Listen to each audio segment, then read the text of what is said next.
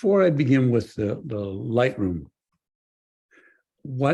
since now our meetings are recorded and archived, so what we thought we would do is begin to have me doing a presentation on the very basics,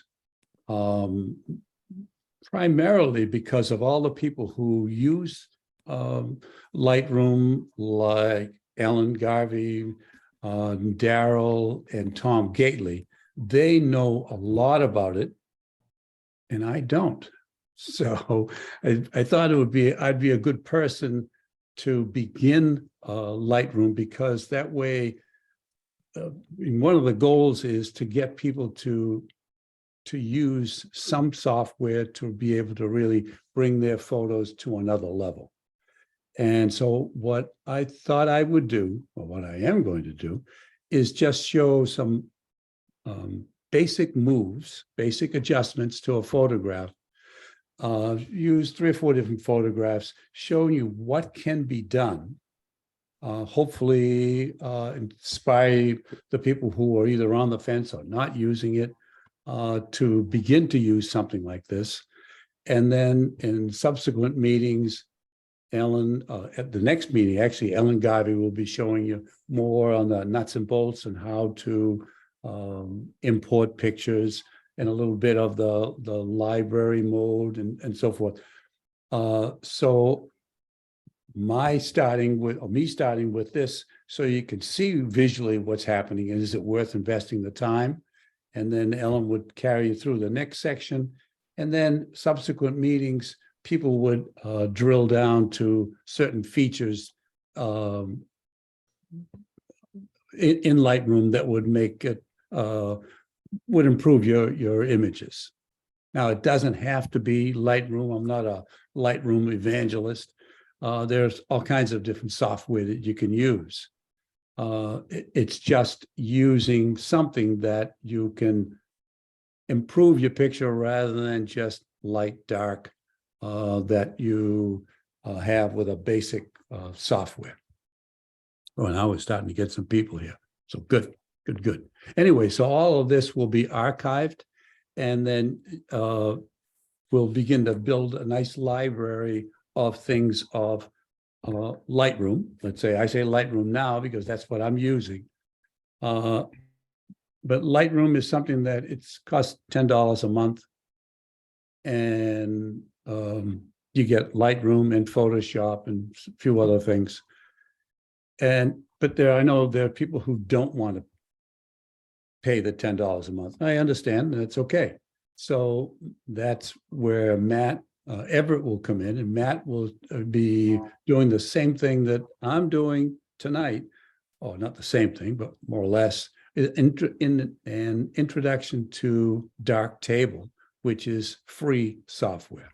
So it's just an idea that we'll be building on that, whether we have Ellen or Daryl or Tom Gately to show us new features, rather than, because with like any of these software, you can't just do it all in one night. Even if we had the whole meeting, you'd be overwhelmed with what the possibilities are. So it'd be like, as Erin,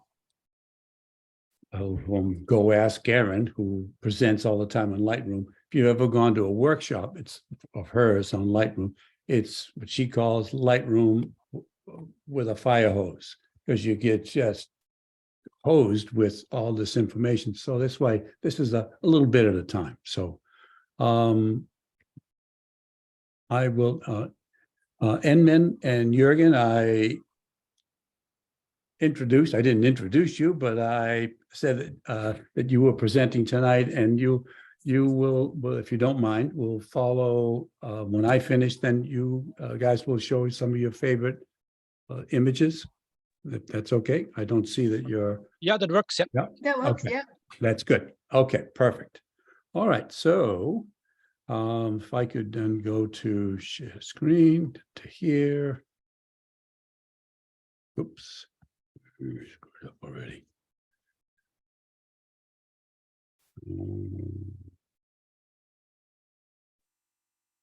Okay.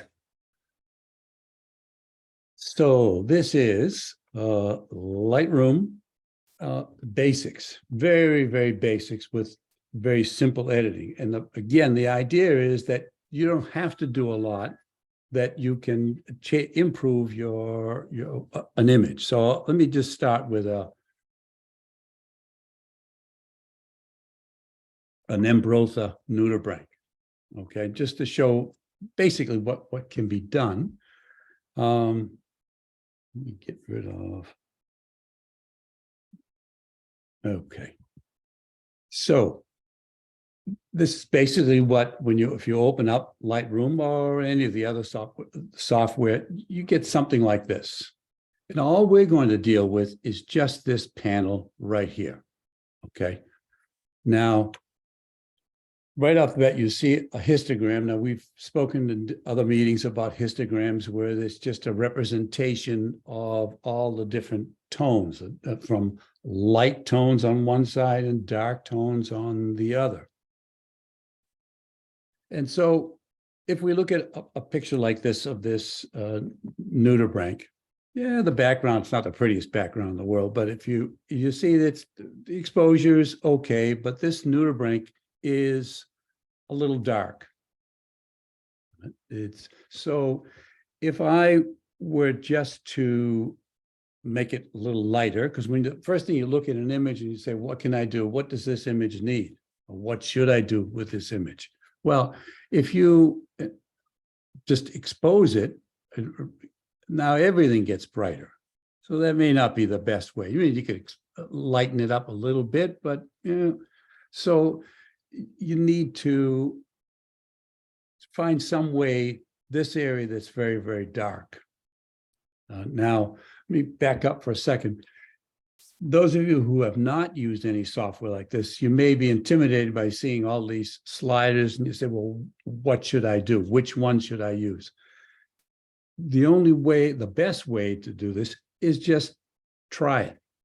I mean, there isn't any one prescribed way that you have to do it. Just see and play with it. It's not good. You're never going to damage the image. So if you look at something like this, again, I showed you by moving the exposure, make it too bright, everything becomes bright. Same with all this foreground here becomes too bright. So if we go back, maybe brighten it a little bit, but now we look at these shadows, because that's the shadow area. That's what's dark. It's not this area. It's the animal itself. The only thing that I would suggest is you kind of stay away from, not 100%, but basically stay away from whites and blacks, because it tends to be kind of heavy-handed. So if you we want to lighten up some of this. It's all a little underexposed. So if you take the shadow slider, and we move it up, and you, again, if you don't know go all the way to the end. And you say, well, okay, maybe that's too much. If you look at what a shadow would do on the other end, you can see how dark that is. So somewhere in the middle is going to be a pleasing spot for you, because it's in the eyes of the beholder. So let's say something like this. Somebody else may select something else, but for me that works, because there is a little bit of shadow, but the shadows don't just engulf everything. And now the next thing, and there's, if you talk to 5 people, they're going to give you a different order in which things should be done. But I think if you just basically bring something a little bit pleasing, and now you go to what's called a profile, which is, I guess best way to describe it is a painter's palette. Okay, so that if we open this up, now there's a palette that would, if you look at this, which says landscape, that would give a landscape artist's palette. So that they tend to be landscape images often are contrasty. So let's go to something that's flat. You notice how that immediately, all you have to do is hover over it. It could be neutral, portrait, that often. And there's other two choices are standard and vivid. I don't use vivid that much. I do sometimes, but my goal when I'm editing a photograph is to make it real. Because when I sell some images, and so they're to places that want an accurate image. So I don't try to make it like it's in a parade or anything, that it's outrageous colors. Try to keep it real. So in this case, the standard works. So you just double click on that, and now it has changed it. Okay, so by clicking, you can on the keyboard, you can see this is what it was originally. This is what it is now. Now, a lot more can be done. I'm not going to deal with any of that at this point. But you see immediately with a couple of clicks, I improved the picture from this to this. I could take a scene from here in the, this is in Cape Ann, which is on the peninsula of Massachusetts. I say peninsula of Massachusetts because we have some people from Colorado, and we have more kelp in Massachusetts than you do in Colorado. I can assume that. But anyway, if you take a picture like this, and this was no flash at all. So now there's really when you evaluate the picture, you can see a green cast. So I could take the eyedropper. The eyedropper is what it's going to, if I hover it over something neutral, you see what it does in this area here. This gives it, this navigator tells me what it will look like if I choose this. So I could pick anything, move it around. Ellen, are these in real time showing the difference in color? No? Ellen?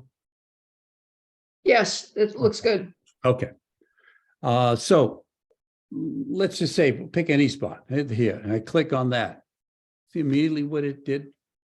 So started off with this, one click, and then it's that. And now it's a little bright. So I could take the highlights, bring the highlights. And if you notice here in the histogram, the highlights have not gone right to, I mean, the darker tones are not, there's many more tones that I could reach by making it a little bit darker. So I bring down the highlights, bring down the shadows a little. But here's what happens if you look when I move the shadows down. You see right in this area here, anything that was a little shadowy becomes drastically shadow. If I drag it to the other end completely, now I've kind of wiped everything out. It's kind of flat. So somewhere in the middle, I pick what I think looks first step at being pleasing. Again, this is what I started off with. So again, go to the palette, the profile, and if I were to go to standard, it's this. Even this case, vivid kind of works okay with the water, and there it is. And that's just kind of a quick thing that can be done. Let me jump to another one kind of quickly. Even though I'm jumping from one picture to another quickly, I'm basically just doing the same things, the same 3 or 4 steps. This is a lady crab, and it was a mistake. I screwed up. I was photographing something else, had the camera set for one situation, and quickly saw this lady crab come by with claws up. So I took a quick shot, overexposed. Okay, so what can I do? Again, if I see that it's kind of bright like this, I could bring down this little bit of the brightness, maybe even. Now it still looks kind of flat. I could add a little contrast. I'll reduce it. You see, and basically, if anyone has never used this before, you can see all I'm doing is just moving sliders to see what looks okay. Now there's a progression that but it's of progression of what sliders to use, but it's not a hard, fast rule. I go to the profile, click, that's neutral, portrait. Okay, now I could bring the exposure down a little bit, and then maybe bring the brightness up a little. Again, I'm just, all I'm doing is I'm just, I say, thinking on my feet. I'm just looking at something and I say, oh, that's a little bright. Let me bring this brightness up a little bit. Let me bring this down a little. And that's all until, again, I could go back and see this is what, well, I can't do it on this one. You can see what it was originally, that it was all overexposed. Now you're making it like this. So it's an acceptable photograph. Again, it was 3 or 4 stops overexposed. Something like this is not the best photo. The would like to have had the turtle right in the middle of the sun. But if you look at this and you say, well, it's too bright. Okay. So what should I do? If I just bring the exposure down, everything, it might be a little harsh. Okay. And I should say, right now, most of the adjustments that I'm making are global. Global meaning it just covers the whole photograph. You'll be able to learn in subsequent meetings that you can just take one area. You can click on something that says find the subject, and it just completely selects just the turtle. Now you can make the changes to the turtle, or you can reverse it and just make the changes to the water. So, but I don't want to get into anything like that. I'm just trying to do a very basic approach to Lightroom. Okay, so back with this, still it's a little flat. So I brought, if I could bring the exposure down a little bit. Okay. Now what does it need? If this area, if I could lighten this up by the shadows a bit and then bring that, it does a little, I don't know if you can see it on your end, but it does, it brightens the underside of the turtle. Now, I just Any question? I was just saying we can see it. You can, okay. So if you then go to the profile, again, the palette, and to see what we can use. It's in neutral now. I did standard, vivid, see vivid, or landscape. Now landscape brings it in much more contrasted than it was, and then these rays, the sun rays, you can see them a little better. Let's just say if we keep this, I'm tempted to do something, but I don't want to get into it. But you can see if you change this, you see what it means, how with clarity, look what it does to the sun rays. But that's for another time. So at this point, you could do the contrast. I might even try because this spot here is much too bright. So even if I now try a little bit of the white, and it's better than it was. Again, once you start to use Lightroom, you'll see that all I'm doing is just I haven't even put you on first base, but I'm trying, but what I'm trying to do is get you to see that you can do a lot with very few sliders, just a quickie to be able to see. Even with something like a horseshoe crab, that this is actually the time for the horseshoe crabs right now.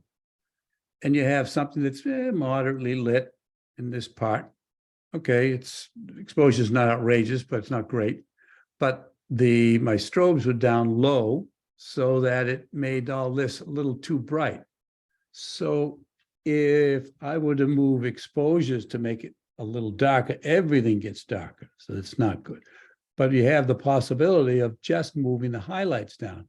Now you bring the highlights, because if you move them up, see how that's overexposed? Just bring them down. And now just that one simple move makes the picture a little better. Then you could then just crop the photograph. And you've eliminated, because that was a super wide angle lens, so I had all this other backscatter on the side. I just crop that out, bring the sand back in line so it's not overexposed, and now you have an acceptable picture of a horseshoe crab. And the last image is, sand dollars. Now this I think would show the power of the sliders. The picture is kind of flat. I could change the order around and find something that's let's say a standard. Okay, if I pick that first, the reason I'll show you why I'm jumping right to that one first. You can see all the sand dollars on the sand. The sand is okay. It's not overexposed, but it's just sort of neutral. But the sand dollars, you don't really even see what they are, because since they are darker than the sand, you can't really see much on the sand dollar. If I take the shadow slider and now remove some of that, you now begin to see for sure on this and this and this sand dollar, you see the pattern that's kind of interesting on the surface of the sand dollar. So my point is that just this one slider, you get, if you put it to one side make it darker, and all I'm affecting really one for the most part is just the shadows. So the sand dollars are now just discs on the sand, but once I take away some of that shadow, now you can see the animal itself. So with, in this case, Lightroom or any other software, you can now look at light as not just bright and dark, but you can take some of the components of that and just deal with, what do I want? I want to just remove some of the shadow, but I don't want to overexpose everything and then mess up the sand. So with this, you can do quite a bit. You could even try, say you went to the eyedropper, and let's say, look at, this is what it is now. If I take the eyedropper and click on the sand, look how it's changed the color of the sand. This is more closer to what it was actually. A little not quite that cool of a color. So it's more what it was like this. See, you have the ability to dissect the tones, so to speak, dissect the different quantity and quality of light. So I can make it lighter, brighter. And so there's so much that you can do very simply to a basic image.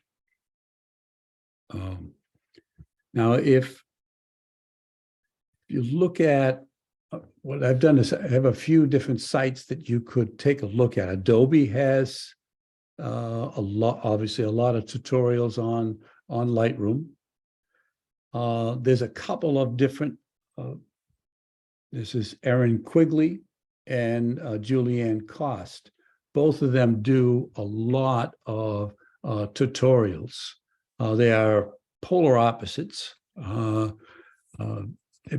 they know Lightroom inside and out. And for me, when I have questions, I will go to their sites because I find what I need. But everybody learns differently. Some would rather read, others would rather watch a video. But whatever you use, try one, and then just as soon as you like that person's style, follow through. There's Anthony Morganti has a lot on Lightroom, and but once you start looking, you'll find a lot of different ones. I found this one that seemed pretty good, Lightroom for Beginners. It's a YouTube that it just starts you from the very, very beginning. And if you've never used it and you're interested in Lightroom, I would start with this, and then from there branch off. You'll see a million others, and I will have this on there so that if anybody is interested in these, you can get these links. But anyway, I hope what I did tonight was just gave you a basic idea. And for anybody who does use Lightroom, you're probably slapping your forehead because you're saying, well, why didn't you do this? Why didn't you do that? It's not something that wasn't my goal for tonight. What I wanted to do was to just have something, show you how easy it is to make significant changes in your pictures. Because all of you've taken nice photographs, but now if you haven't done anything like this kind of software, you need to take it to another level, and you will appreciate what you've already done when you took the photograph. So anyway, so yeah. Andy, can I jump in and Absolutely. just show them one little button? Yep. Can you go back to one of the photographs? Sure. And then maybe reset it to go back to what your original is. Okay, I think I know what you're getting at, but I'll No. okay. No. Okay. Oh, bottom right, reset. Keep going down. There you go. Yeah, Okay. so that's the original. Now, just about 6 lines above that, auto. Oh, I meant to say that. Yes. That one didn't. Yeah. Auto white balance. The auto below that. Down. Auto. There you go. That one. Okay. Boom. Yeah. And you can see all the sliders so that adjusted the exposure, the contrast, the highlights, the shadows, the blacks, and the whites. So that's an interesting starting point. You can obviously tweak it from there. Right. But it's often helpful to just auto and then get in the ballpark. Right. Yeah. And I do that. I mean, some photographs it doesn't work for, but right. Yes, it does put you, and you get a chance, especially when you don't even know, you know it's screwed up. You know something wrong, but you don't know how to correct it. Yeah, that's a wonderful starting point. And then you may say, well, it's a little too bright. So now you can move the highlights, or you can move the contrast or whatever. But yeah, it definitely puts you on right on first or second base. Thanks, Ellen. I should have mentioned that. Anyone have any questions? Okay, so Andy, I'm sorry. Sure. I was just going to put it in the chat, but what Ellen just told you to do there, the auto, because I've never obviously used that. You changed the white balance also to auto. Do you have to change them both, or just no? The tone one? I would start with the tone one first. And then I never do auto white balance. Right, you keep it on the camera settings, right? No, I use the dropper. The dropper, yeah. Okay. And you will find, I the same thing. I rarely ever use this. I'll use the eyedropper, but also since I've used, we all have strobes that we use. After a while, you get to know what these numbers here look like with your strobe. So mine, I look anywhere between 4,900 and 52 or 5,300. So I know what quality, or what, I don't say quality, what kind of light my strobes fire off at, so that I know what it's going to do. Everyone's strobes are a little bit different. But, the eyedropper sometimes will I could put it doesn't always give a pleasing, but it's a good start. And then I adjust. That's personally, it's what I start with the eyedropper and then just see if I want to change it a little bit to make it more like I saw it. But yeah, this is a real good start. And if you're shooting land pictures, it's even better, because it has sometimes a hard time figuring out underwater stuff, but on land it's right on. So Thanks. okay. So now we have a little combination of video and still. So En-min Chua and Juergen they both dive a lot here in New England.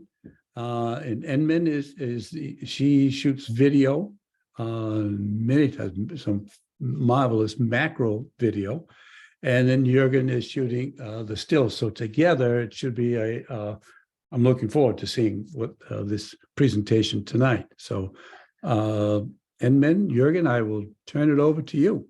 All right, thank you. Thank you. We actually don't live in I live in New York, and Juergen is in Massachusetts. So just an intro about us. I only go out to Boston to see him if there's high tide and if it's not a northeast wind. Meaning I'd rather not see the husband if there's no chance of diving. Yeah, Juergen is going to do I'm sad to hear that. Yeah. And we both actually now have COVID, incidentally. But we'll do our best to make this a fun one. Yeah, we just got back from California, actually, where this was taken, and I just realized that we're spreading some undersea divers love on the West Coast. Perfect. Gotta represent. Yeah, and those things in the water floating are sea otters that just live there. So that's quite a joy to just watch. So we're gonna present some photos and videos today. And as En-min mentioned, and Andy, I'm taking photos, mainly maybe some video clips if I happen to press the wrong button. But I don't have the patience to go through all the video clips and cut them and edit them to a nice video. So I'd rather just do one photo at a time and be done with it. So this is what I used to shoot with for a couple of years. I very recently upgraded to a DSLR, but all the photos today were taken with the setup. So I have a Canon G7X with an acrylic housing and a macro and wide angle lens, depending on what the situation is. One or two strobes for macro or wide angle, and then also a little video light that helps focus and also at night. And then for post-processing in Lightroom, I'm not as strict as Andy, so I'll put my pictures on a parade if I can. I put all kinds of white balance and color correction, as we just heard. I also do some backscatter removal and cropping and put vignettes on. And I also sometimes do selective color removal. For example, if something is too green or too yellow, I sometimes just desaturate just yellow or green or something. So to make it the picture just the way I like it. And I have a couple of pictures today from both from Massachusetts as well as from Lembe. So the first one is a local picture of a flabellina, and so that's actually the whole reason we started diving here. I moved to Massachusetts for work reasons in 2018, and in 2019, for some reason I came across the To Dive Today blog, and I think it's Timur who had a very detailed description about a Lane's Cove dive and all the nudibranch that he and his buddy saw there. And then I started emailing him, and Andy chimed in at one point and it told us about all the creatures we can see in the Northeast, and that started our diving journey in the Northeast. And now with COVID, that obviously happened soon after we had a lot more time to enjoy New England. So I like this a lot because it's I just like how they if you get them in the right light and the right type, not all of them are as bright, but they just start to glow, especially against the darker background. And then we also we always follow the larger creatures, but even if we see little hermit crabs like that, we just sometimes just stop and watch them. It's just so much fun to watch. Once we've seen them actually lining up and starting to change shells, we didn't get a photo or video of that, but we'll try again. And this one, I don't know what they're up to, but they're up to something, and they're just, when I took a picture, I don't know, it looked very funny the way they both looked at the camera like they got caught. And sea robin, also very surprised the first time we saw them. A lot of those creatures we didn't expect them to see so close to shore. This is at Back Beach. I think it must have been in like 6 or 8 feet of water, very close close to the beach. And they're just in the riffles. And I like this one because it shows a sea robin, but it also shows a little, I think it's a missy shrimp that I'm not sure, but I think they snack on them, and it's kind of the fish stalking its prey, like this. Then I have a pipefish that's at Folly Cove, and I like this mainly because I think it took 20 minutes to get this photo. It was all over the place, in between the green algae, and there's only one photo I got where the eye is sharp and where I have this nice shape of the pipefish. There was a lot of backscatter, and I removed most of it, but I mean there's still a lot of specks, but I think it's still okay. But oh yeah, I really like this. I think it's the best pipefish photo I have from any local dive.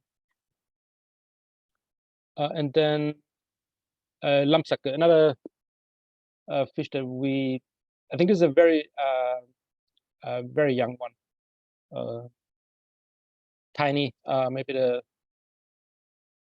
size of a pinky fingernail.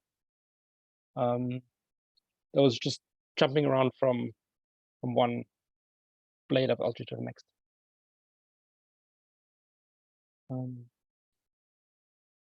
And then, so another couple of photos from Lembe. Lembe is another place we've actually visited a couple of times and really enjoy. We keep going back to the same place, NAD divers. And it's great because it's such great macro diving, and all the dive sites are very close to the boat, and it's just really really knowledgeable guides and really interesting. 2-to-1 diver to guide ratios. So it's very you get a lot of time with the subject, almost like a private guide. So this is really nice. And this is a picture of one of the highlights in Lembe, which is a rhinopeus, or I think they also call it a paddle flap scorpionfish. And they come in all kinds of colors. They come in purple and red, like this, really, really bright red. I didn't have to do much editing for this. And I like this also because I like to show this out of photo I took, and with a compact, that's great because I can just remove my macro lens and take a wide angle shot and show the whole scene what it looks like. So this is a muck dive with just sandy bottom. You can see here it's just rubble and sand, and then all the divers kind of waiting in line to get a picture of that Rhinopus. And someone, I think it must be the dive guide, shining a light to highlight. So this little red spot is the fish that everybody's waiting to photograph. There's all kinds of pictures online with backlighting. You can put so the eyes start to glow and the fins start to glow. But I like this more because it really shows the bright red color. Then the next one is also from Lembe. It's a soft coral with a tiny anemone fish. And that one is, I like it because you have the straight eye contact of the fish looking at the camera. I think it's a little bit blurry, but I think it's still fine. And this one I did, I think in this case, yeah, I did put like a kind of a black. There was a little bit of background, so I edited to make the surrounding it a little bit darker to kind of make it stand out a little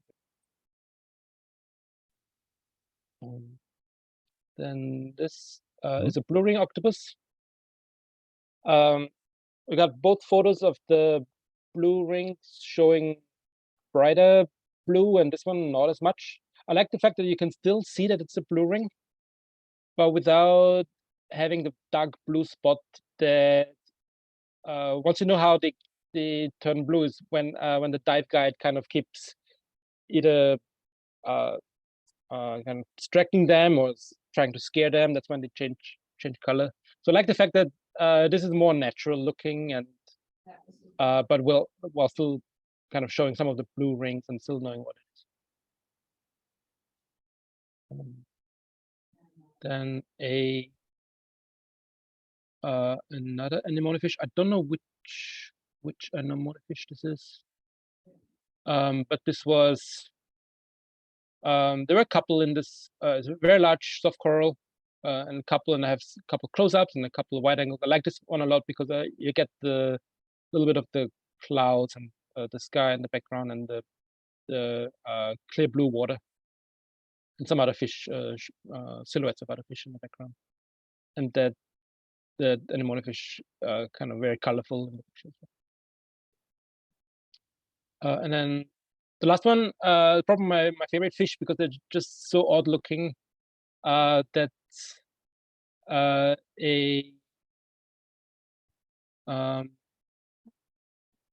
an ornate ghost pipefish, and I think there's a couple different ghost pipefish. This is the most decorated one, and they live near the crinoid, which is the host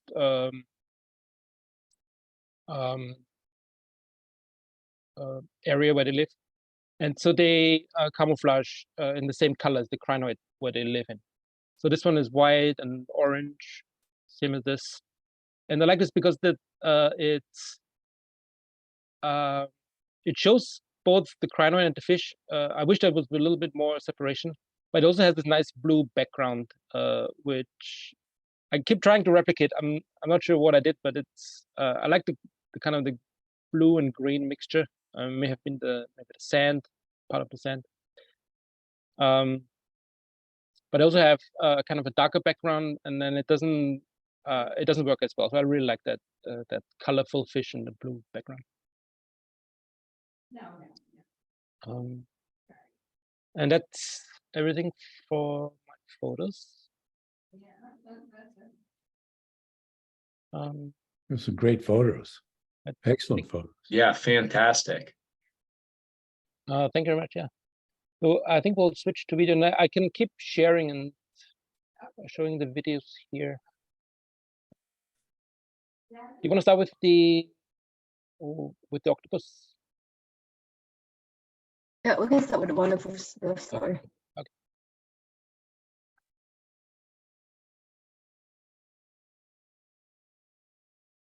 So this is a video I took in. Oh, do you have sound? Can you share with sound? Sure. Oh yeah, this doesn't. Let me see if I can do it on my. Let's try to reshare.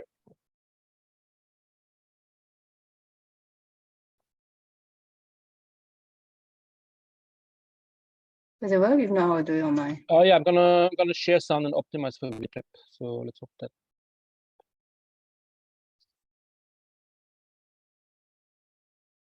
Wow.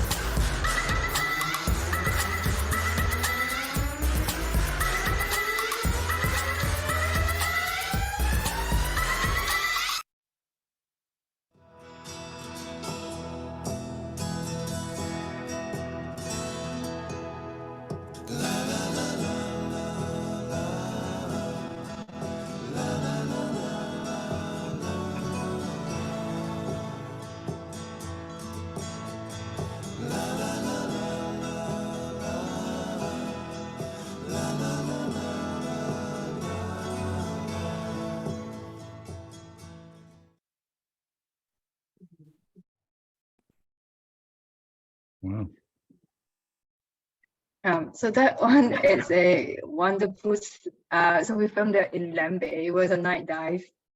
Wonderpools are quite rare to find, so we were already surprised we saw one. Started to film it, and then the next thing we saw was that the wonderpool started to walk to a second wonderpool, and then we thought, oh, maybe they're going to fight. No, it turns out they were going to mate, and we obviously filmed the entire mating. So that was probably the most fun dive ever. I don't think we're meant to see these things. One thing that is not clear from the video, that it's actually over 2 dives on 2 different days. Yeah. Really? And there were 2 wonderpools. The first time they did meet up and mate, and the second time they're just kind of going back and forth, but they didn't actually. No, they did meet it, I think, but yeah, it was. They did meet, yeah. It was over 2 dives, but obviously with video editing, you can always mix and match your story. They did mate at some point, but you can always mix and match your stories, and obviously you can't tell which is the male, which is a female. Maybe you can, but I can't. So, but it's the same one for the night before. You can't really tell the difference. So I expanded the story a bit to have the courting and trying to find love. So that's my favorite one, and maybe I'll show another one. So this is at Dry Salvages, right off Massachusetts.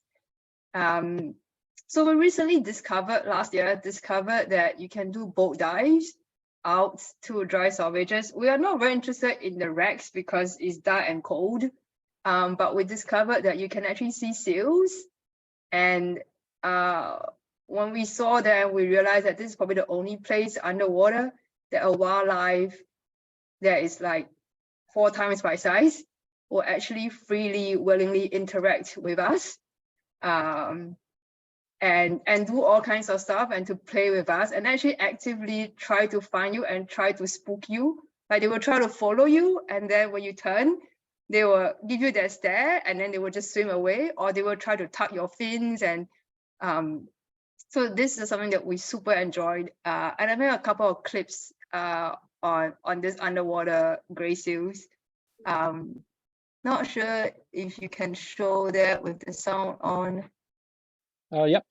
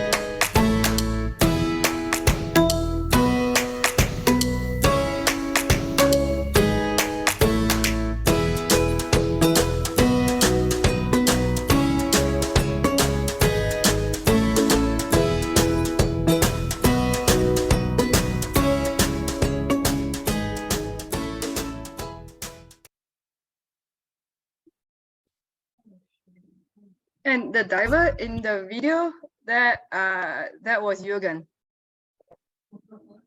So clearly the seals like him more than me, which is good for me as a videographer. Yeah, they especially interested in my fins, so I couldn't. I had to be very careful because the moment you start finning and move your fins, they're scared off. So as long as you keep very still, they'll get close and start investigating. I didn't really have claws, so I only saw it on the video later. I know they have teeth, and you also see that very sharp teeth, but I didn't expect claws.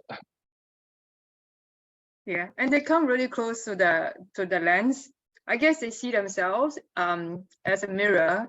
So so they are like, oh, this is themselves. So they come really close. They, you know, hop around. Yeah, and Becky was on the same boat as us on that day.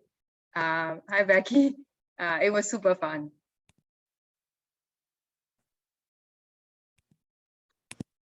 Yeah, So super we- fun. You got great video, really great video. Thank you. And we understand like Captain Frank's like I think he's selling his boat or something. So we've been asking EC divers like Cape and Diver too whether they are going out. But apparently I think the dry salvages ones are also sold out or something. So if people are who are interested to go to dry salvages over summer, maybe we can all form a charter together. And then like charter over like a Friday or weekend or something with like one of the boats. To go out there. So I told Juergen that we're going to show this video because it's a promo video. So people will be so excited after seeing this that they will join us in forming a charter. Well, it's a great video that it really makes you want to dive with them. Yeah. It can be, as you see, it can be challenging because it's quite shallow. So depends on the tide, but it can be visibility can be better or worse depending on the day, and depending on what the tide does, you can get closer or not quite as close to the rocks. And the search is terrible, right? So we are probably at like 3 to 5 feet, and half the time you're above the water before you know it, and then you got to come down again. So the search is quite terrible, but there are But we've some also had cute- better days and worse days. Yeah. Is it better to go at a high tide? So that's what we believe, yeah, because at low tide, so we've been both at high and low tide, and at low tide, the seals, they seem to be all sitting up on the rocks. But at high tide, the rocks are all kind of partly submerged. So I think they're more likely to be in the water. So I think that's the only reason that high tide may be a little bit better than low tide. Yeah. A couple of wonderful video clips. Very nice. They tell the story. Certainly the octopus mating. That's very unusual. I've never seen that. And the stills, you have some great stills. Thank you.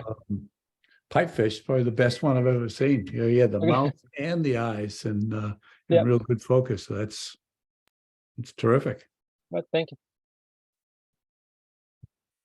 Okay, so now that brings us to Matt Tremblay. We're going to another part of the world, to British Columbia. All right, so this is Vancouver Island. It's exactly as it sounds, an island off of Vancouver.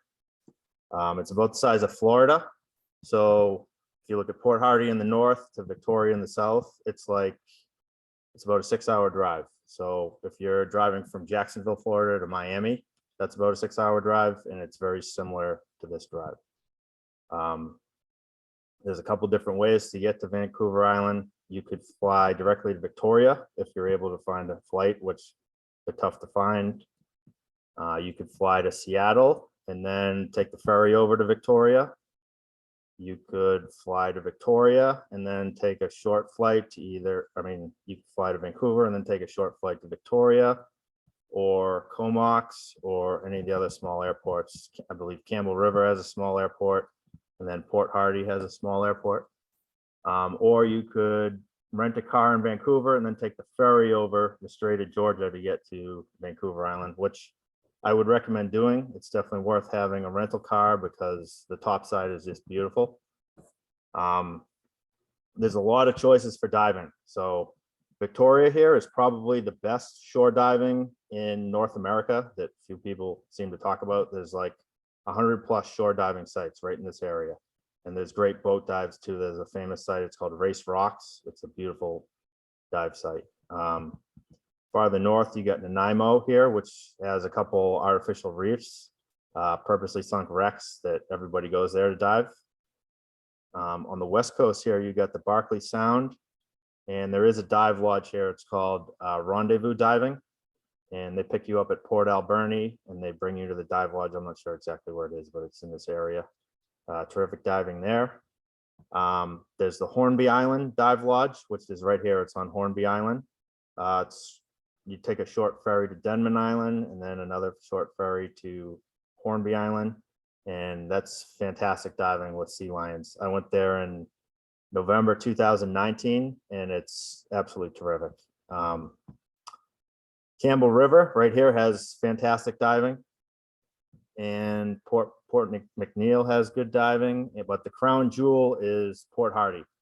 Specifically for diving in this region, there's Hearst Island, and this is known as the God's Pocket area right here. It's widely known that the higher you go up on Vancouver Island, the better the diving. I believe Jacques Cousteau said that it's the best temperate water diving in the world, and only second to the Red Sea. So it's pretty amazing. Let's see. So I went to Port Hardy in October 2022, and as I mentioned, Hornby Island in November 2019. And the water temperature was about 48 degrees. It was both times in the fall. So over the summer, it heats up a little bit. I believe it gets into the 50s. And then the spring is about the same as the fall. It's like mid to high 40s. And then the winter, I believe it's low 40s. So I had about 30 feet of visibility at the worst and 80 feet at the best. So it was pretty good. Just a quick disclaimer, I'm not a professional photographer. I just shoot with an Olympus TG5 and a couple of solo video lights. And then I just slightly edit in Lightroom and just put a watermark on the pictures. So I'm not really into photography. I try to just focus on the dive and take a picture as an afterthought. So I'll get to the pictures. This is kind of what topside, what Vancouver Island looks like. Switch the full screen here. Yep. So you've got black bears, moose, elk, bald eagles.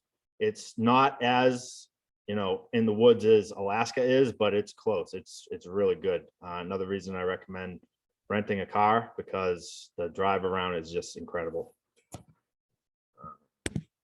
So here's a picture of the Browning Wall. This is in God's Pocket, and this is probably the most prestigious site in Port Hardy in that area. I went down to like 80 feet and basically was hovering and just thought, hey, I could just stay here and look at the wall the entire dive. It's that good. These are all white plumed anemones, and it's pretty incredible. Like, I don't know, I've never done acid, but it looked like kind of a psychedelic experience. It's pretty neat to look at. Yeah, it's basically like an underwater snowstorm. It's just really neat. And then other areas of the wall, you've got just all sorts of life everywhere. Yeah, it's really interesting dive. This is kind of your typical dive site in the God's Pocket area. There's just these white plumed anemones everywhere, and there's critters all around them, in between them, every which way. It's, you know, it's just really neat to look at. Here is this is kind of similar to our northern red anemones. The encyclopedia I looked at just called it a fish-eating anemone, but yeah, it's just one of many anemones you'll see there. It's just really neat to look at. Here's kind of the starfish in the area are absolutely huge. Like, there's one next to the anemones, so you can kind of get a little bit of a glimpse of just how big some of them get. But I could do a presentation just on the starfish alone, like, but I'm trying to condense the slides here to not bore everybody. But this is some sort of sun star. Let's see. Yeah, there's just all sorts of different starfish. This is kind of similar to badge star that we'd see in New England. You know, Burnham Rock and Saturday Night Ledge has something similar to that. Here's some sort of sunflower star. There's plenty of these everywhere. This I believe it's a sunflower star, some sort of one, but it's about 3 feet in diameter. It's absolutely huge. I should have took a picture with my hand in there just so you could see how big it is. But I thought it was an octopus when I first saw these. They're just absolutely massive. There's one, too, a little bit smaller. Another starfish.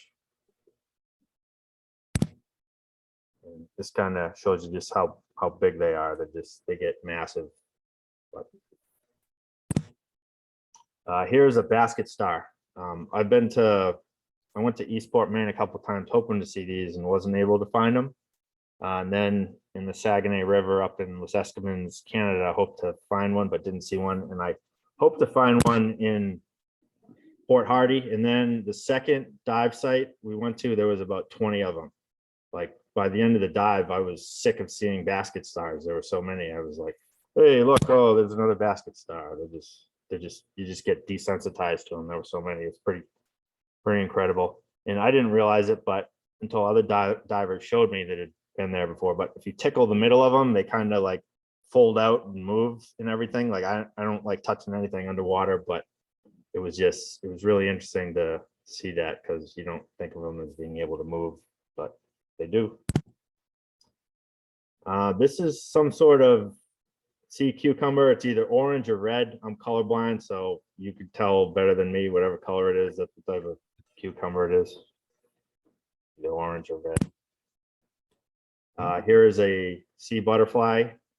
I remember doing a safety stop and I had like 5 of these just swimming around me, and yeah, it was kind of neat to see. They look like little angels underwater, I guess you call them that. Here's a moon jelly. This same thing. I don't really normally take pictures of jellyfish, but when you're doing a safety stop and just looking at your computer the whole time, instead of looking at how much time left on the safety stop, you might as well take pictures of jellyfish, I guess. There's just all sorts of different types of jellyfish. We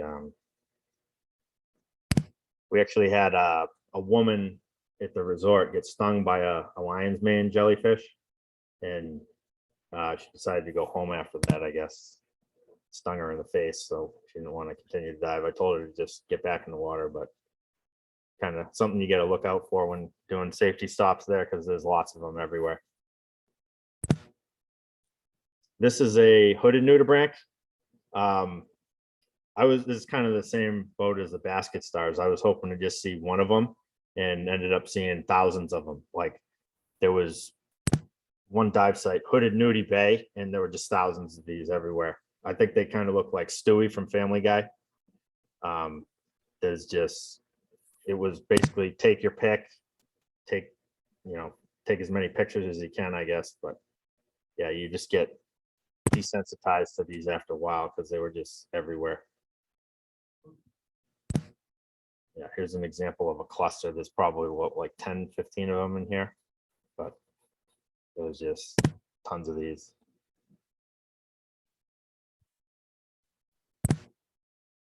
All right, so these are the nudibranchs. This is a white line Dorona. I'd seen pictures of these online and was hoping to just get, a couple pictures of them, but I didn't realize how abundant they are. There were tons of them. Like it was take your pick. Every dive had them, and they're easy to spot. As you can see, they really show their colors. I remember there was a night dive, and they were all like huge ones on the night dive. It was right at the house reef, but they were all like this one. This was during a night dive, and they were all like 4 inches long. They're pretty big for nudibranchs. So kind of neat. This is a clown nudibranch. Here are the rhinophores right here, and here are the gills. Pretty interesting colors. I thought just fun to see one of those. This is a spotted dorid. This is an opalescent nudibranch. There were tons of these. Every site had plenty of them. It was just pick one, take tons of pictures of it. And I think I took too many pictures of these because they were just everywhere, but they're just really interesting to see. That was probably my favorite picture of all the ones I took, I guess. That was during a night dive, I think. Yeah. This is a orange and white tipped nudibranch. That's actually what it's called. I didn't see a whole lot of these, so it was good to see one. They're very small, and it's good to get somewhat decent picture of them, I guess. There's a sea lemon. We have plenty of these in New England. There's tons of them over there, even more over there. Anybody that dives Old Garden would obviously see some of these at some point. they get pretty big. There's a hairy spiny Doris. There were a good amount of these. There's two of them having a staring contest. I believe this was a white dentronotid. I'm not 100% sure, but I thought that was what it was. And this one, I believe, was a juvenile giant nudibranch, which I get another clip of a full-size adult giant nudibranch in here somewhere. This was a yellow margin Catalina. Good amount of these. This was a Hudson's Dorid. It's a lot of those. And this was a giant nudibranch. This thing is the size of a loaf of bread. Like, I couldn't believe it when I first saw it. The biggest nudibranch I'd seen was Spanish dancers in the South Pacific. And these things are bigger. They look like you just want to go over and pat them. They're like bunny rabbits, but you don't, obviously. But yeah, it's pretty interesting to see how big they can get. This is a orange peel nudibranch. Rhinophore is right here, and this is about the size of a loaf of bread too. It's pretty good size. So there was a lot of these. Here was a rock gunnel. We have plenty of these in New England, and they have plenty of them over there. This is a mosshead war bonnet. I first saw this, I was like, whoa, I need to like cut its hair or something. Looks like it's got gel in its hair and it's spiked up, but yeah, it's really weird seeing one of these for the first time. I was like, what the hell is that? But yep, that's the name. Mosshead war bonnet. The decorator crab. This is a grunt sculpin. These are about 3-4 inches long, and they walk on the floor just like a sea robin does. They have the same way of moving around, and they're pretty difficult to find. They hide behind stuff a lot of the time, so you really have to keep your eyes out for them. I didn't see a whole lot of these, but it's good to get a decent shot of one anyway.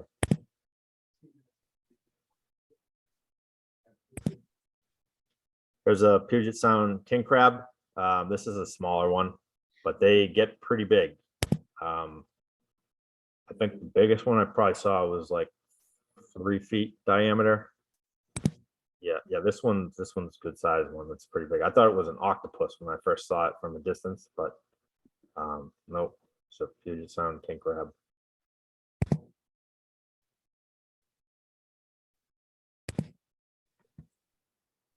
There are the eyes right here.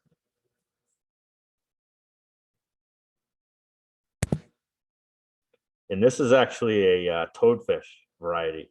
I thought it was dead when I first saw it. I swam over to it. I was like, oh, that's sad. And it started moving around and everything. And they're just toadfish. That's what they do. This looks dead to me, but nope, it's alive and well. It's just how they look. Here's a sailfin sculpin. You can see where they get the name from. Sailfin, kind of. There was a night dive, and there were probably 20 of these, and they don't move around much. They love to pose for pictures, and they're pretty neat. You just take as many pictures as you want of them. Here's a China rockfish. The rockfish all have different color shems, and they're very common. They're like as common as cunner are here in New England. I went like the whole trip, and I realized I didn't take any pictures of rockfish because they're just everywhere. They're pretty neat to look at, but you just forget they're there after a while because there's so many of them. Here's a red Irish lord. The colors are pretty interesting on this. It kind of reminds me of the shorthorn sculpin here in New England. But yeah, that's what they look like over there. Just pretty neat looking. Here's a lingcod. These are like 3-4 feet long, and they just hang out on the ground. They just sit there. You'll be like, I remember looking for nudibranchs or something in the, and then just come across one of these things and be like, oh my God, because they're just huge. You don't really expect a big fish like that to be sitting there. But they just hang out. So here's a juvenile wolf eel. You know it's a juvenile because of the size and colors. When they become adults, they change colors. So you can immediately know when they're, you know, juvenile and adult just by the colors pretty much. But they're very friendly. I found them to be much friendlier than Atlantic wolffish on this side. They're also much longer. They have longer tails. So they're much easier to approach. Here is, this is a male wolf eel. This is a female wolf eel. These are their eggs right here. So they're obviously guarding those. An interesting fact about wolffish, wolf eels is they tend to mate for life. So they're pair bonding species. They just tend to stick together their whole lives, I guess. There's a male.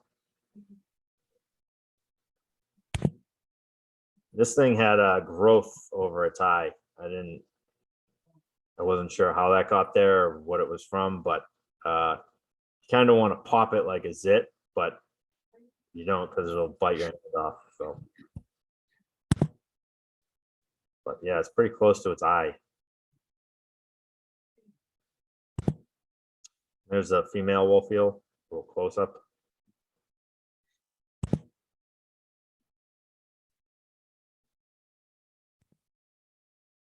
Picture of them together.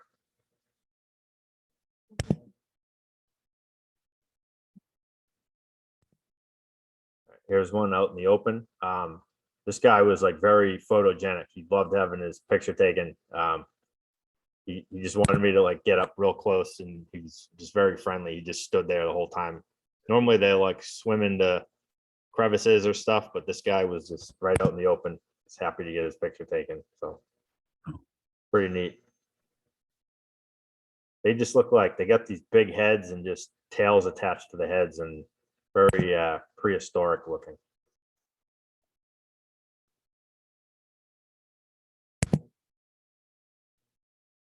I didn't pat them, but some people actually go pat the tails, and they say they're very friendly, but I didn't bother to do it.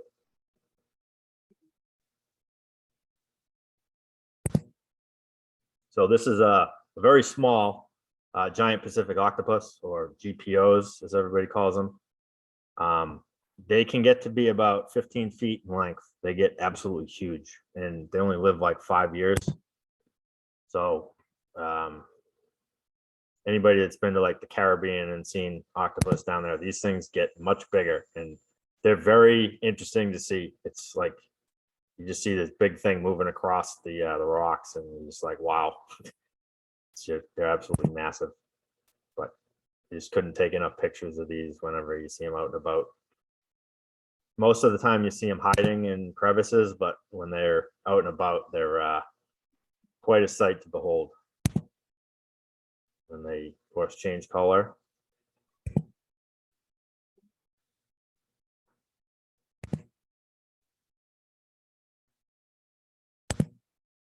So this one, these suction cups are about 1.5 inches in diameter. This thing had to be 10 to 15 feet. It's absolutely massive. I was trying to get it to come out, but didn't want to budge, but it would have been interesting to see for sure. Here's a kind of a moderate size one. I would say 6 to 8 feet in length. There's just a short video.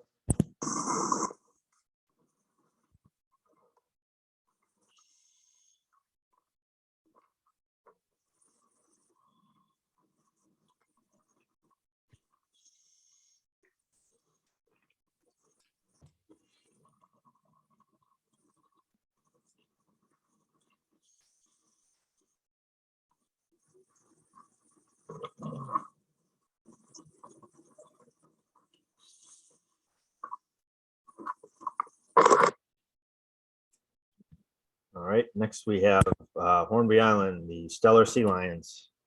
These things are, everybody says, you know, where's the best place to dive with sea lions? People will say like Sea of Cortez, Southern California. I've been to both those places before, and this place absolutely destroys those places. You get 50 to 100 of these sea lions just swimming around you nonstop, and they absolutely love divers. They want you to pat them. They want you to play with them. They're constantly biting your fins. I actually brought a second mask with me just in case one of them ripped my mask off, because they're known to, they bite people's hoods all the time and pull masks. So it's kind of just something you have to think about. They're just very friendly and they just want to play nonstop. Yeah, I probably took like 2,000 pictures of these. I only chose a few of them for this presentation, but it's easy to just stand there and take pictures nonstop.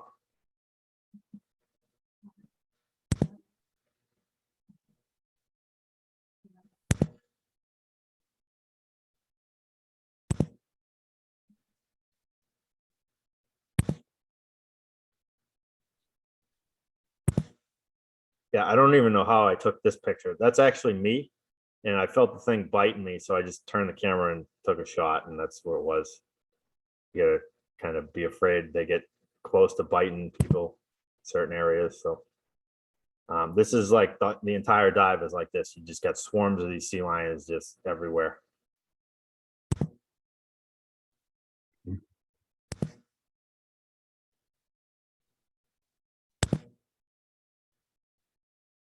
Yeah, this dive site is called Norris Rocks. It's in Hornby Island. And this one, so this is Peter Vinotzos. Some of you might know him. He was on the trip. He had the sea lion swim between his legs and he was riding it like a horse. It was the funniest thing ever. I remember after the dive, my stomach hurt. I was just laughing so hard. It was just really funny.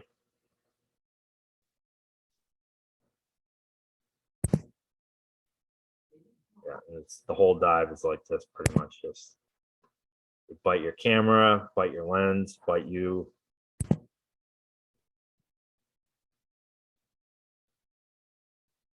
Yeah, and it's the last photo of the trip. That was my favorite picture I took, so to save that for last.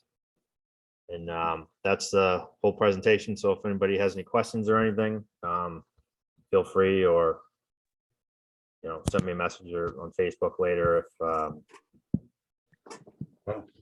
What an amazing array of animals. I just was blown away. It's fabulous presentation. Wow. I have a question. Sure. How many, the first set of pictures in God's pocket, you said, how many days was that? How So- many days were all those creatures you saw? Were you Oh, diving? that was 5 days of diving in God's pocket. You do 3 dives a day, and then they allow 1 night dive a week. So everybody goes there for a week. You can go right to their website and book on their website. They have plenty of openings now. They cater to individual divers now. I went with a group. It was Richard Salas from Ask Photography at the time, and he had open spots. So I just went with them, but you can jump on at any time. And yeah, so that's 5 days of diving at God's pocket. And you can't beat that cold water diving anywhere. That's just absolutely fantastic. It's And those are all boat dives or shore dives? all boat dives. So 3 boat dives a day. They time them with the tides, and 1 shore dive, the night dive right outside the resort. Gorgeous. Amazing how many creatures there are out there. Yeah, that place is it's like heaven. That's the only way to describe it. And coincidentally, it's named God's Pocket. So I could go back there every single year. I try to go to different places all the time. But that place is just very special. I would go back there every single year. I'd love to go back in the spring sometime. I went in the fall. I guess the spring has even more life. So just something to think about if you decide to go there. Nice. Really amazing. For example, like the sea stars, he had so many different kinds and then so many different nudibranchs. Really a fabulous variety of marine life. Great shots too. Matt, someone asked in the comments, was anyone in a wetsuit or was everyone in dry suits while you were there? Yeah, my internet connection is like messed up. I can't hear things some people are saying. So if you have maybe if I'm not responding, just maybe type it in the chat room. But I can't hear anything anybody's saying. I just heard one person. But were you guys in dry suits? Yes. So God's Pocket, I believe you have to be dry suit certified and you have to have 50+ dives. Because it's cold water and you're in strong currents potentially. So you kind of have to be very comfortable solo diving. I mean, the visibility is great, but you can easily, like everybody's there to take pictures. So it could very quickly become a solo dive if you get separated from people. So they want you to be very comfortable in the water. They don't want to cater to new divers.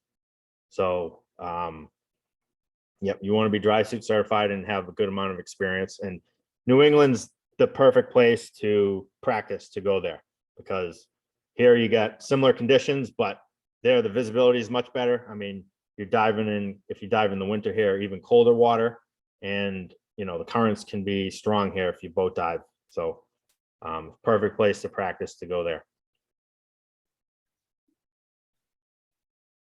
Fabulous variety of marine life, great photos. Thank you. Yeah, I can't hear anything anybody's saying, so if you want. Okay, well, like I said, anyway, it really was a fabulous program. En-min and Juergen, wonderful lead into this. Your videos were fun, were pretty to see, and a lot of great photos from Lembe and local Cape Ann. So great presentation. I look forward to seeing more from you. And all of you, I thank you for coming tonight, for tuning in. And so the next month, Ellen will be talking about basically more the nuts and bolts and not so much the photos of Lightroom, if I'm correct on presenting it that way, Ellen. Yep. It's sort of on how to organize your photos and manage them. Because the contents, the photos. Because what Lightroom, is obviously it's thought of as an editing software, but its strength is its organizational, just a cataloging and basically cataloging your images. It's really that's its real strength, although it does serve as a wonderful tool for editing. Okay, well, thank you for tonight. Thanks for tuning in, and look forward to seeing you next month.